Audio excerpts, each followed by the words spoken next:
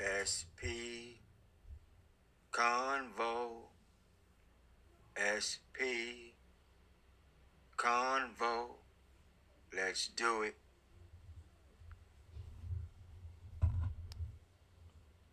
Here we go, people. Another episode. SPconvo.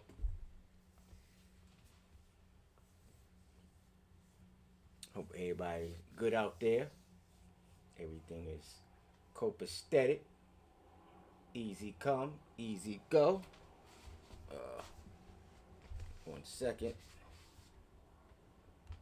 Just 1 second.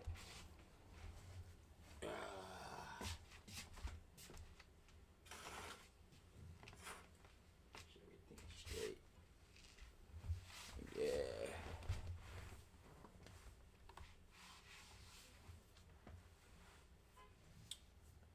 Illegal hustle versus 9 to 5. What is work life? What is hustle life? What is street life? Been a lot of drug busts out there. For all you young people out there that want to hustle and want to be a gangster, there's a road that it could lead you to. It's not a good road, but it's a road that unfortunately some people take. Life is hard. Decisions have to be made. And that's what we're going to talk about. The life you choose. Now I'm going to give you a pretty quick description of what is a work life versus the street life.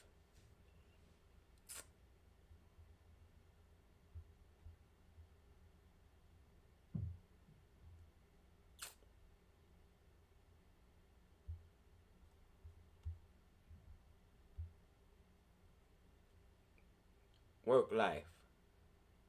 The balance refers to the equilibrium between your professional career and your personal life. It is the practice of managing your job responsibilities while ensuring you have adequate time for family, health, hobbies, and rest. It is fundamentally about setting healthy boundaries to avoid burnout. That's the work life.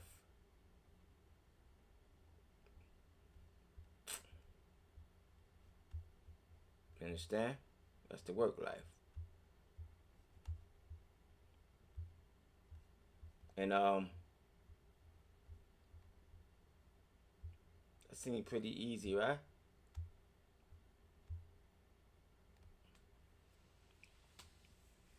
So we got that pretty basic, roundabout setting.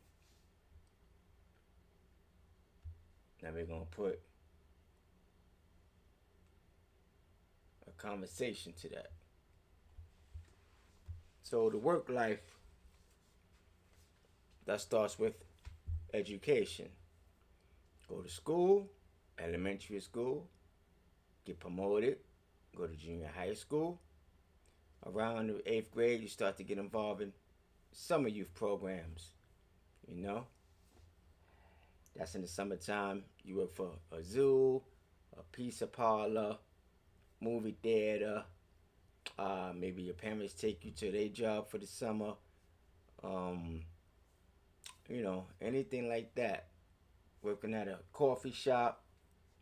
Anything that's easy enough for a teenager to do, while at the same time teaching them responsibilities of an adult.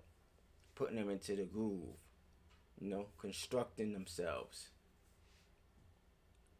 Then you get to high school, and in high school, you get to understand who you are. Going through your changes, your puberty, start to smell yourself, your body odor, all that too takes toll into how you're going to carry yourself as an individual. And that's pretty much where you at. That's when you decide if you want to see what the other kids are doing, hanging out outside a lot, talking to girls, being distracted, or you want to stick in there, continue to do your homework, your classwork, and graduate out of high school. So let's take it back. When you're in junior high school doing the summer youth jobs, pretty much all kids is on the same level. You're working. You're looking to do the innocent thing, work. Now you have some other teenagers or your peer group that's outside in the streets, but not as heavy. They outside doing their little thing, but not as heavy. Because you'll find some of those guys that's outside in the street still will be working at some youth jobs with you at that time. So, you know, for the most part, most children at that age want to have a girlfriend, want to have a career, looking to, now I'm not going to say get married, just having a family, having a settled, clean, easy life, which is the work life. And in the work life, you have to be intelligent, you have to have character, you have to be diligent, you have to be punctual, you have to understand the rules of that corporation or that organization or whatever that entity is. And it's pretty much a balance. You have to balance your personal life along with your, you have, how can I explain it? When you're working for yourself and for whoever you're with at that time, and if you're having children, for your children. So you're working for yourself and everybody else included. So you're not selfish. You shouldn't be a selfish man with a working mindset. That's the work life. That's the road you're gonna take. That's gonna be your mindset for that lifestyle.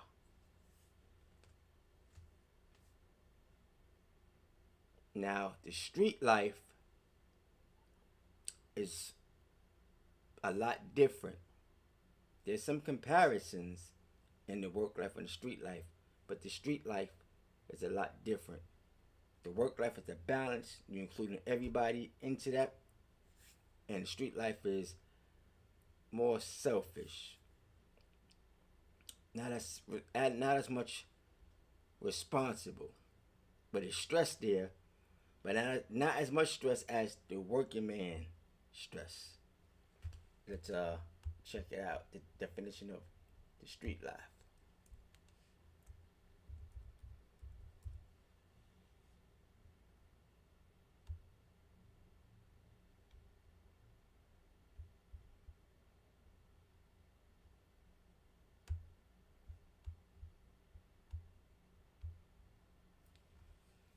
Street life, a broad term describing the daily activities, culture, and social dynamic of urban areas. It encompasses everything from the vibrancy of public spaces like vendors and performers, to the harsh realities faced by people who are unhoused. Now we're going to look at the urban culture community understanding of street life. Street life refers to the social economic activities that take place in public city spaces. It is the pulse of a neighborhood. Food, live music, bustling markets, diverse neighborhoods, people interacting, gathering on stoops, or kids playing in the street, art, performance, fashion, things of that nature.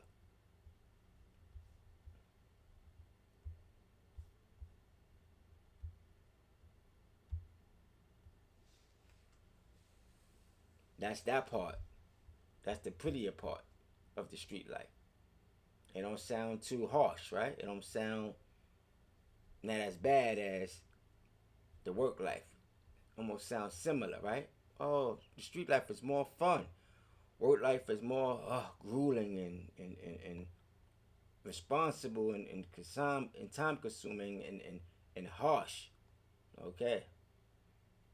All right. All right. Well, here we're going to go. Here we go. This is something else.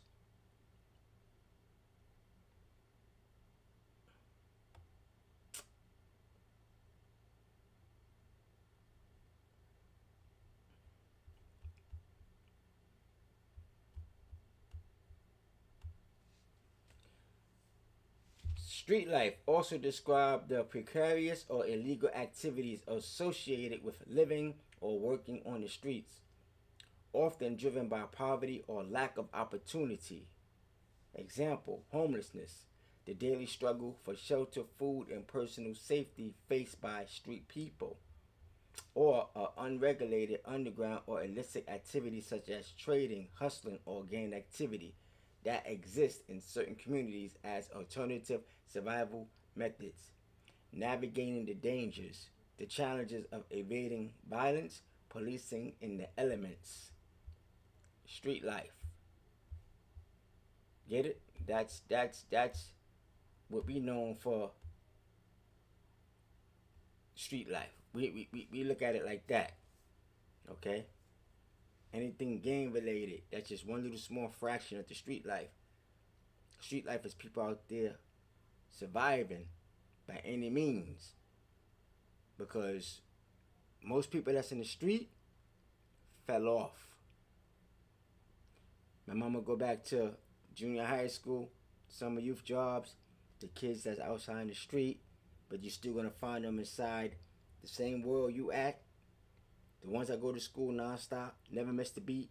When summer youth jobs come, the street kids is gonna be there too.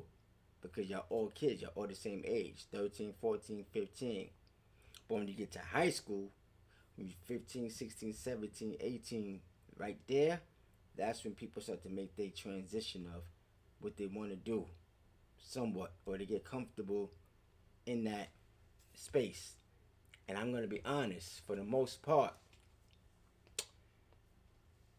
it's sad to say, but most people that run the streets, lazy.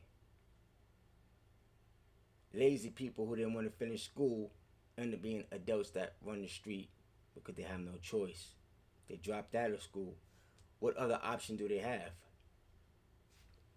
What other option? Most street people are parasites. They live off of somebody that's working, that have legal paychecks coming in, legal things in their name.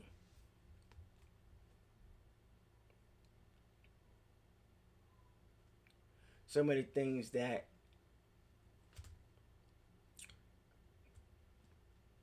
people who live off the street have to endure.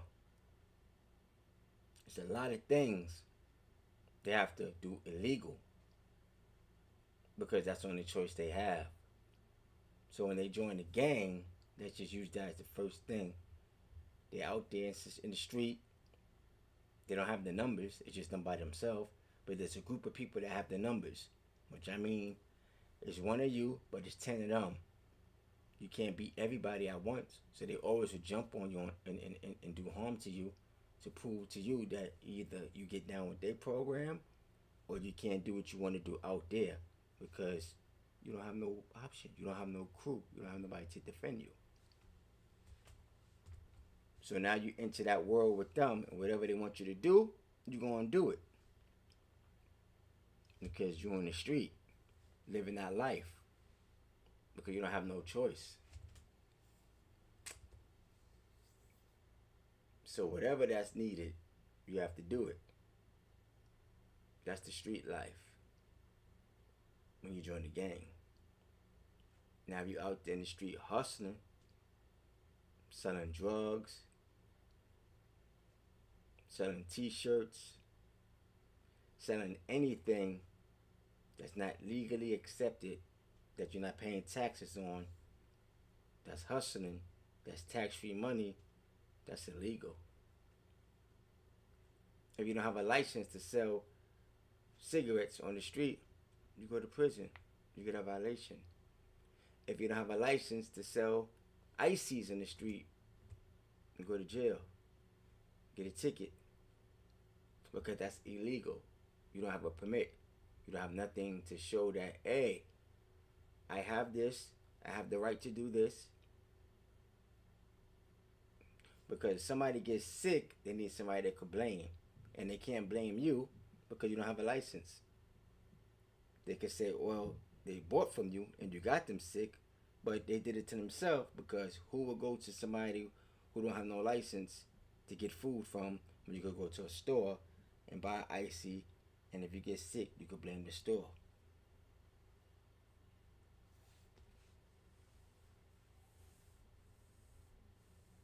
Now the working man, the work life. When you're working, it's pretty much simple. The rules is laid out for you. A company usually have a mission statement, policy and procedure manual, or a set of rules that you have to follow. Protocol. And if you mess up with that protocol, you get in trouble. If you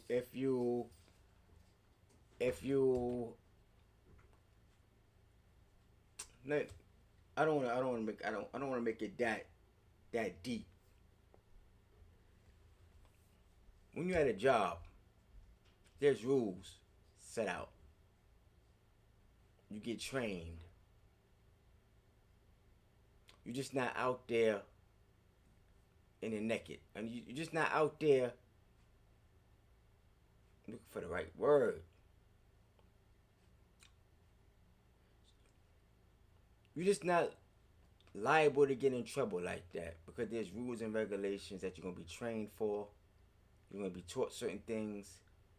And if you choose not to abide by the rules and the education that's given to you, then you may get in trouble. And even with that, you still get chances, because you consider an honest person. You're a working individual. For the most part, people don't see no bad in you. Not to say there's no bad employees, but compared to a street individual, you are more respected than a street individual, because you're a working man. You're paying your taxes. You're doing the right thing. You're not adding harm to society. You're adding money to society. You're adding respect, dignity, structure to society.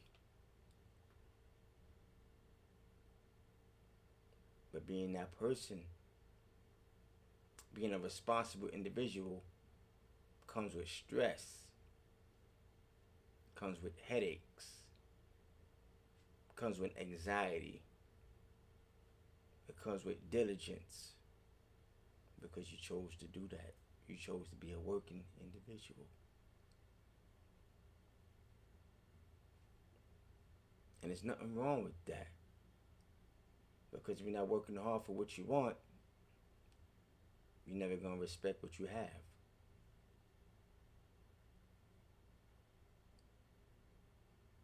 I working a job, to me, easy peasy. There's nothing hard about it. You don't have to think that much. Like I said, things is there already, set in stone. Follow the rules, you're okay. You slip, you're okay. You slide, you're okay.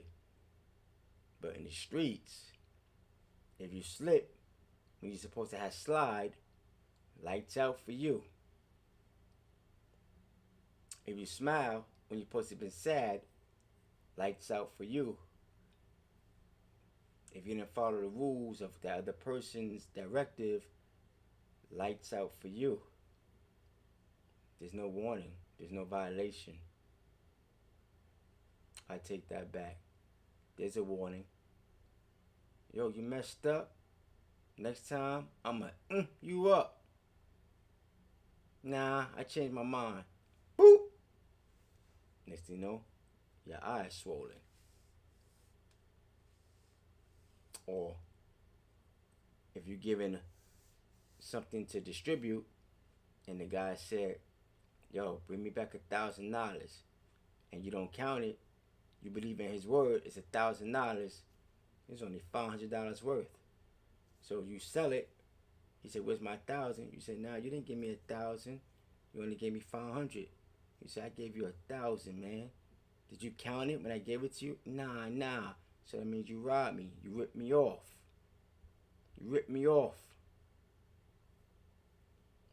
There's a problem there.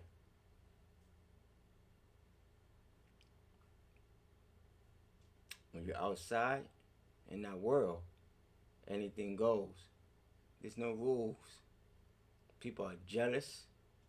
They want what you have. They're very manipulative. They want to throw something out there to see what you know. Because most of these people don't know nothing. Remember, they didn't go to school. So all they know is how to survive day by day by manipulating you. They don't know how to get it for themselves. Because they know how to get it for themselves, they wouldn't be out there in the street. A person at work know how to get it for themselves. A person in the street know how to get it how they live. And that's by any means necessary. Tell me I'm lying. I'll wait.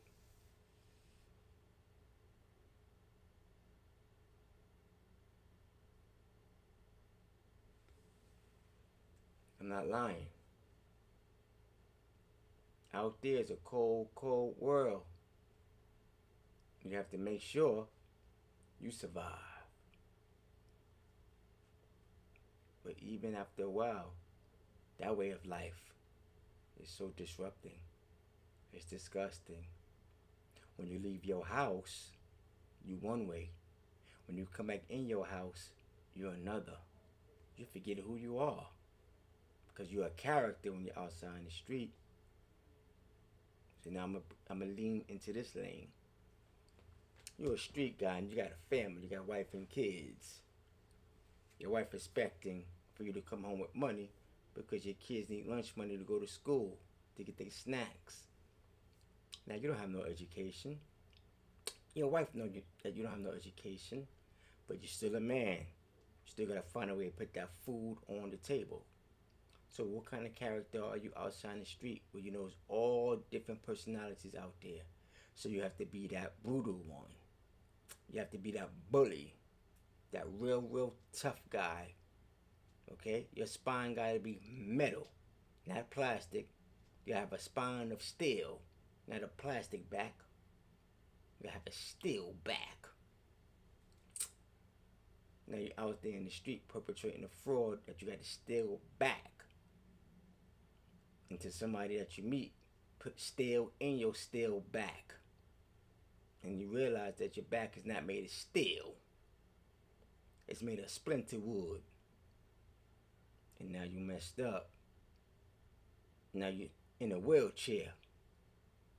That same wife that you promised to bring food back to the house, she got to push you around. And you're supposed to be holding the house down. Things like that happen out there when you choose the street life. Now, take that same guy, if he'd have chose to work, he went outside to work, he climbing up a 30-foot building, accidentally fall, there's health insurance, there's work compensation, there's things out there that would benefit him just in case he hurt his back. Medical coverage. That woman wouldn't mind, or his wife wouldn't mind pushing him around because she know he's gonna get the best care. She know he's gonna be all right because she chose the work route.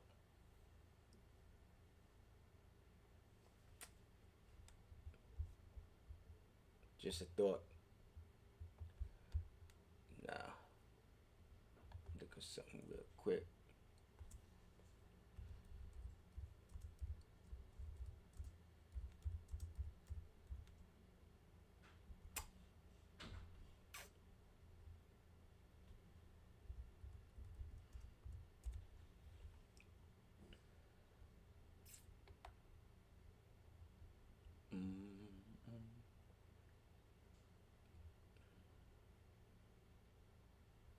We're going to take a look at this real quick. to just show you one of the things that could happen to you when you're deep in the trenches of the street. So before we get into it, let me just run it like this to you. So let's say you the street guy, he still choose the street. He out there making his moves. He's selling drugs, fentanyl, other controlled substances. And let's say his job is an abandoned building out there in Lake Kalamazoo. And there's a whole lot of sticks and stones that he gotta get off. He had to meet his quota. He had to sell 100 million. He had to sell 1,000 sticks and stones a day, and he get his cut. So he sell 1,000 sticks and stones at $1 a piece. That's $1,000, and he get 300 out of that $1,000. But let's say he works there from 6 a.m. to 2 p.m. But the cops come, boom, kicking the door 12 p.m. and he's arrested. He don't get his 400. He don't get his 300, and he don't get to see his family no more. Because you have to understand, when you choose that life, everybody's out to get you. You're paranoid. You should be paranoid. You can't trust yourself because you don't know what you're going to do when the cops come. You don't know who's calling the cops on you. The working people don't want that type of people around them. That's a threat to their family, to their health, mental and physically. So, citizens have this thing called do right. And they're going to do right. Get on the phone and let the authorities know there's some things going on here that I'm not happy with because I'm a tax-paying citizen. And I want these things eradicated from my community. So we're going to look at this news clip about what a drug bust looked like and what could take place.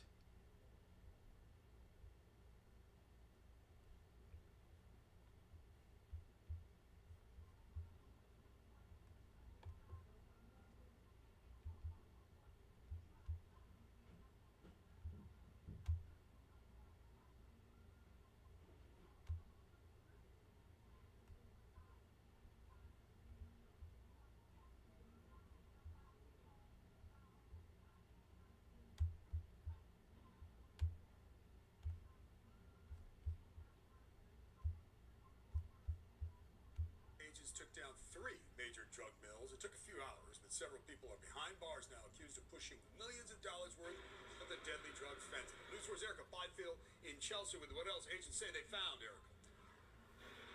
Yeah, they told us it took them about 6 hours to confiscate all of these drugs. They say they got it off the streets in a matter of hours. 90 pounds of fentanyl is now in law enforcement hands, confiscated this week in New York City. All of these bricks and baggies are worth $7.5 million. This is an astronomical amount of fentanyl that's been seized. Bringing it in was a group effort. The New York Task Force Division is made up of DEA agents, members of the NYPD and New York State Police. They worked together in a matter of hours on Wednesday to take down 3 large-scale yet unrelated fentanyl mills. 2 were in the Bronx, the Concourse and Belmont sections. The other was in Manhattan, Washington Heights. Our mission is clear. It's basically to save lives, seize drugs, and arrest the bad guys. They found the mills inside residential buildings. Investigators seized the largest amount of fentanyl. You know what he said, right? Message is clear. To seize the bad guys. The bad guys' ages could be from anywhere from 16 to 80 years of age.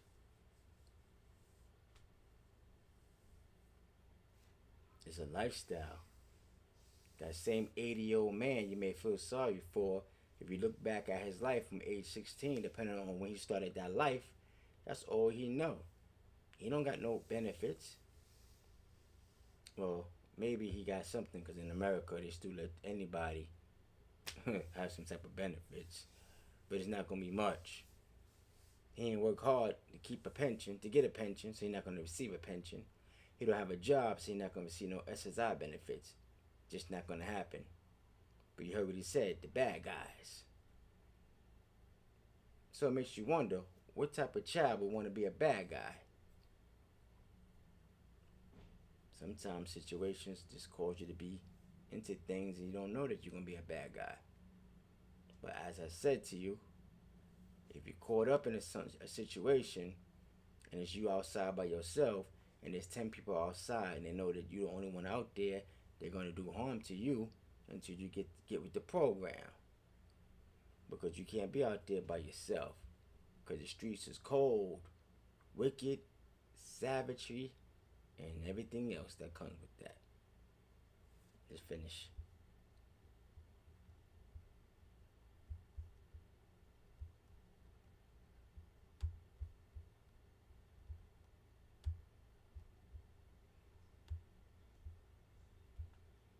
From 1560 Selwyn Avenue.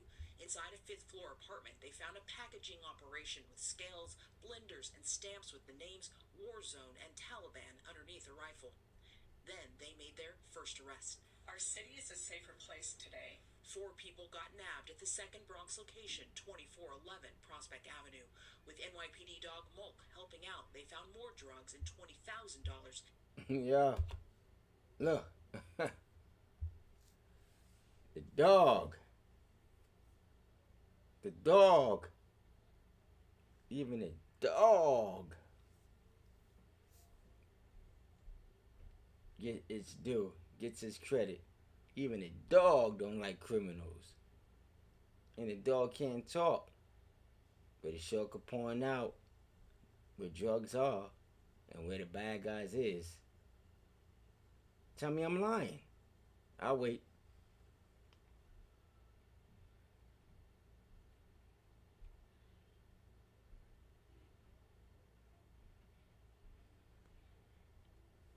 I'm not lying. So, that street life is rough. Definitely rough. You know what I'm saying? If you can't deal with it, you can't deal with it. I advise no child to try the street route. It's just not gonna go your way. Everybody get caught up in there. So I advise everybody to go to school, get a job, be a working man.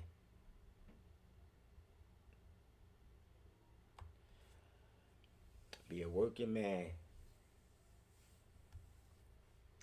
Let me see, I can pull up another one.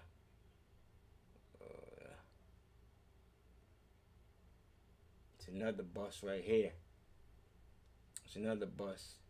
Now this is a one-man operation. So this is that person that was probably outside in the street that did his own thing, but had those 10 individuals come at him. Remember that scenario I gave you? You could be out there, one man solo, but at the same time, you have to put yourself connected to somebody. Like I said, it's lonely being a lone wolf, and you only can hide for so much long out there in the street. So hold on. Let's jump on this real quick.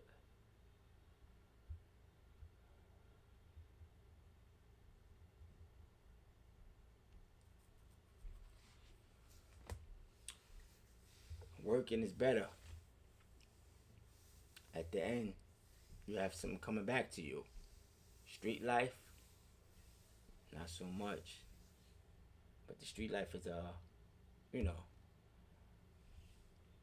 it's exciting. The girls want you. The money's fast.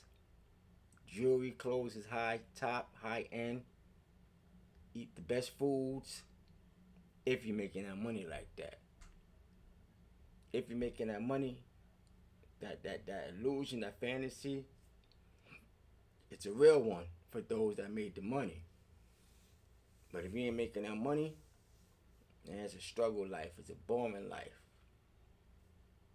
There's people out there that be out in the street every day. They only come home with $2. Makes you wonder. You outside every day, and you only came home with $2. And that's not from you hustling either. That's from you changing character. You went out there as a hustler, but you actually, in actuality, you was a bum, a bum, a beggar, because you couldn't get your product off. So you had to go to the lower level of stooping low and say, I just need a quarter. You got 50 cents? I want to buy breakfast. You got $1? I just want to get a soda. I need a bag of chips. I'm hungry. And they'll start putting those claims out there. It's crazy. Let's get to this.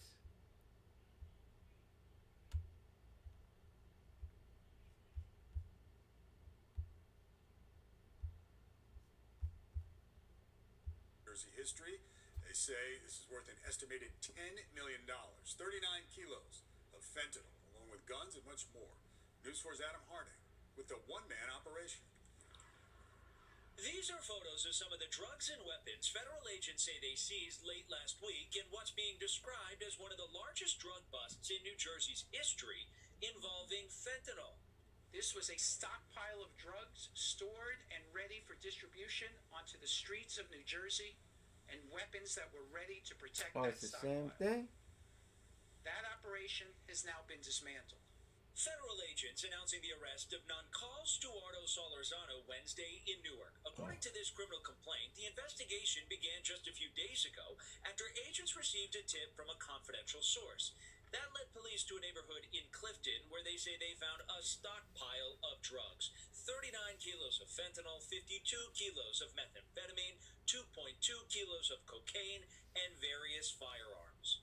Just to put that extraordinary seizure into perspective, the approximately 40 kilograms of fentanyl are equal to millions upon millions of lethal doses of fentanyl. And see? That lifestyle. It's a rough lifestyle, man. It's a rough one. That's what I'm saying. This is more to educate the young people. Adults already know about this. Not that they had to take part in that, but they're adults. You have to learn life so you can be able to guide your kids and teach your kids what to stay away from. So whether you have co-workers that may have family members that share this with you, or just being outside, you see things, read up in the newspaper, social media. You know, adults have a brain. You know how to pick good from bad, bad from good. So most people work in life, and you have those that live this life, street life, criminal life, parasitic life.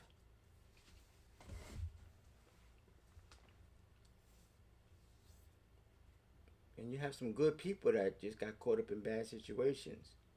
Everybody's not a bad person that's in that lifestyle, man. Everybody's not a bad person. You just gotta survive. But this is basically about a choice. The life you live. Street life versus working.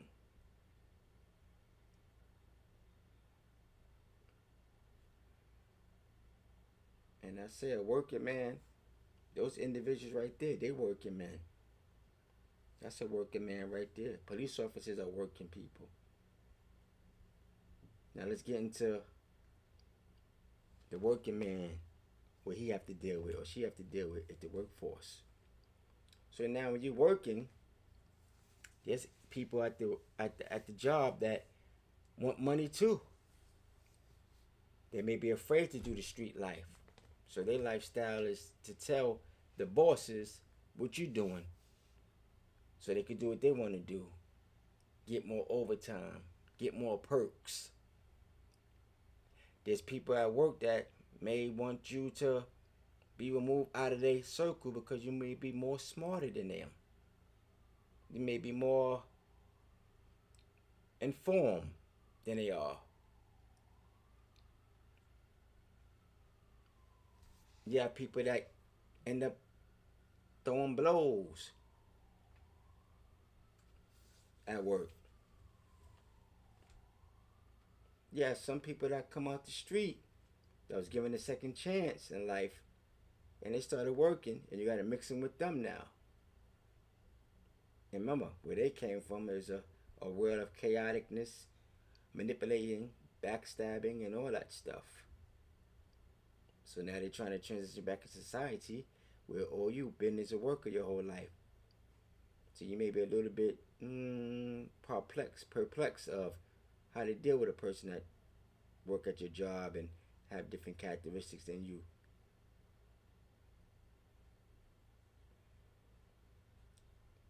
But for the most part, it ain't nothing to get out, get up, get out, and do what you're supposed to do. Earn an easy, honest paycheck.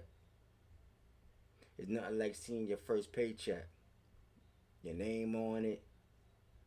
You go to the bank, give them your ID. They greet you. Good morning, sir. How you doing? Fine, and you? Okay. Can you cash this check? Sure. Do you have an account with us? No, it's my first time.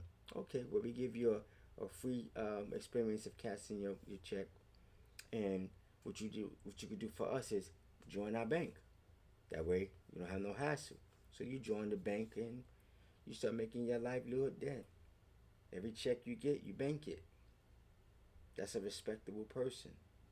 That's the benefits of working. That's the benefits of handling your business. Removing yourself from the other world. Now, when you get up and go to work, yeah, there's things you have to deal with, depending on what job you have. You have to deal with staff, if you work at a hospital. You have to deal with patients, if you work at a hospital. If you're police, you have to deal with the bad people in society or the unfortunate, misguided people in society. If you're doing security, you have to deal with clients. If it's a residential building, you have to deal with the tenants of the place. If it's a hotel, you have to deal with the people that rented the hotel for the nights or for the weeks or for the month. You know, if you're in a college dorm, you have to deal with the students. If you're a fire department man, you have to deal with the communities. You have to deal with the fires. You have to deal with potential unaliving due to fire. If you just working, blue collar, white collar, you just have to deal with things. There's stress. Meeting your demands, there's stress. Incidents happen, emergencies happen. There's stress. But the work in that world, it's more situated than for you to be on the other side of that. I just hope y'all young kids out there choose better. Choose right for yourself. You know? And remember, whatever you choose, you have to own it. Whatever lifestyle you go for, you have to own it. So the street life leads to sometimes broken up of families. If you have family choosing that street life, imprisonment, worst case, unaliving, second worst case, homelessness, major worst case, no more income coming in until you're able to get back on your feet. And if you choose the work world, worst case, you get fired. You can find another job because more than likely you have some type of certification or skill or training to help you push to get another job. You get suspended from work if you do wrong. You get verbal warnings. You get written up. But you're still alive. You don't have to worry about being incarcerated. You don't have to worry about having to look over your shoulder. You don't have to worry about a gang of people doing harm to you because they say you owe them something. You don't have to worry about nobody counting your money because your check is your check. Your bank card is your bank card. Nobody could ask you for it. Nobody could say that you owe them anything and that you need to give them half of your paycheck that's on your bank card. That's the major difference between both worlds. So kids, people, humans, let's make better choices out there so the next generation can have what they need to have. And for all y'all people that's out there in the streets, try to survive, try to get your mind right, try to push forward so you can get to that work world, because we all need to have peace and harmony. We all need to do what we do. But let's just stop the madness, because modern times is here, and even more modern times is near. So let's do what we gotta do. Have a good one.